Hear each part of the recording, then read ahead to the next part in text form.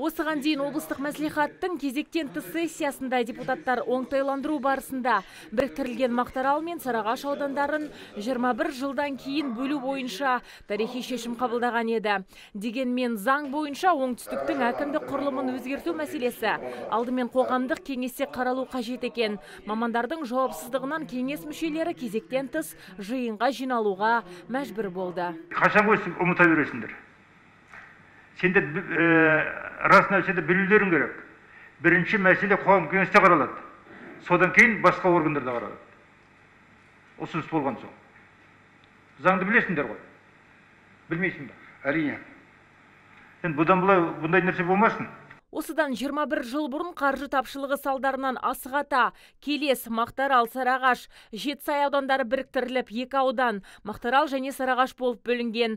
Салдарынан демографиясы жоғары аудандарда әлеуметтік мәселе қатар артқан. Жиналғандарды тарихи шешім қабылданған соң тұрғындардың әлеуметтік жағдайы жақсарама жоқ па деген сауал қызықтырды. Әлі күнге шейін көп азаматтардың мәселесі шешілмей келе жатыр. Осындай жағдай халықтың әлеуметтік мәселелерін шешу көзінде қиындықтар қарастырылды ма, шешілетіндей? Мамандар қайта құрылғалы жатқан жаңа аудандардың шекара аумағында белгілеп қойған. Алдын ала есептеу бойынша аудандарды бөлуге 14 миллиард 946 миллионға жуық қаражат жұмсалады. Қаражат мәселесін шешу бойынша министрлікпен тиісті келіссөздер жүргізілуде. Әрине, бұл жерде сіздің сұрағыңыз, мысалы Сарыағаш ауданында 326 мың халық бар. Қанша жаңағы штаттық бірлік керек, соның ақшасы қаралған ба, қандай мәселе деген сұрақтар туындауы мүмкін деп мен өзім ойлап отырмын. Қазіргі таңда осы аудандарға біз жалпы есебімізбен 14 миллиард 946 миллион теңгедей жалпы шығын болады деп есептеудеміз. Бүгінгі таңға қазір 13 министрлікпен осы жөнінде келісімдермен жұмыс жасап жатырмыз.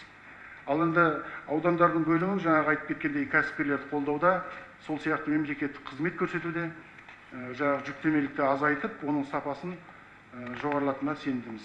Сонымен Мақтаарал 3 ауданға бөлінеді. Оның біріне бұрынғы атауы қалдырылса, жаңа аудандар Асығата және Жетісай деп аталады. Ал Сарыағаш ауданы Сарыағаш және Келес ауданы болып бөлінеді. Үкімет қаулысының жобасын дауысқа қоямын.